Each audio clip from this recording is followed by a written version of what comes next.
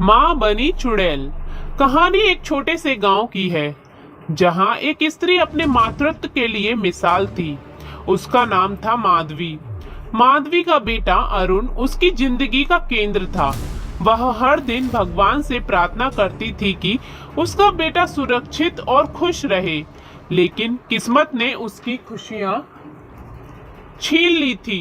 गांव में एक क्रूर जमींदार था जिसने अपने स्वार्थ के लिए माधवी के बेटे को मार डाला था। माधवी का दिल दर्द से टूट गया और अपने बेटे के गम में उसकी भी मौत हो गई, लेकिन उसकी आत्मा शांत नहीं हुई। वह एक चुड़ैल बन गई थी जो लोगों को अपने बुरे कर्मों के लिए सजा देती थी। गांव के लोग अब डर के साए में जीने लगे थे। हर अमावस की रात माधवी की आत्मा गांव में घूमती और जिसने भी किसी बच्चे को चोट पहुंचाई होती उसे सजा देती थी। बच्चों को सताने वाले लोग अचानक गायब हो जाते और उसकी चीखें हवाओं में गूंजती। लोग डर कर अपने बच्चों के साथ अच्छा व्यवहार करने लगे थे। गांव में धीरे धीरे बदलाव आने लगा, लेकिन चुड़ैल का गुस्सा कम नहीं हुआ क्योंकि उसने अपना बेटा खो दिया था। गांव में एक औरत सुमन अपने छोटे बच्चे के साथ रहने आई। उसे माधवी की कहानी सुनाई गई। एक दिन अमावस की रात चुड़ैल सुमन के घर आई, लेकिन सुमन डरने की बजाय चुड़ैल से बात करने लगी। उसने कहा, माधवी, तुमने अपने बेटे को खोया है और तुम्हारा दर्द समझना मुश्किल नहीं है, लेकिन क्या यह सही है कि तुम अपने दर्द की वजह से दूसरों की खुशियां छीन रही हो? चुड़ैल रुकी।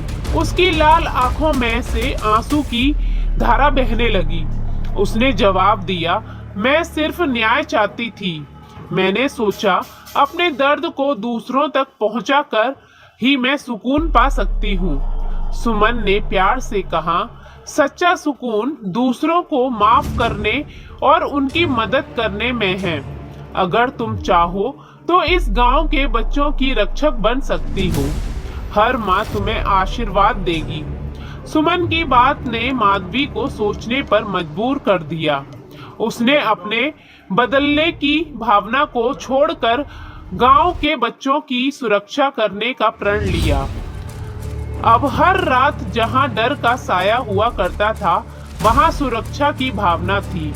गांव के लोग ने चुड़ैल से सीखा और बुराई का जवाब बुराई से नहीं होता था। प्यार, माफी और सही रास्ते पर चलकर ही सच्चा न्याय पा सकते हैं।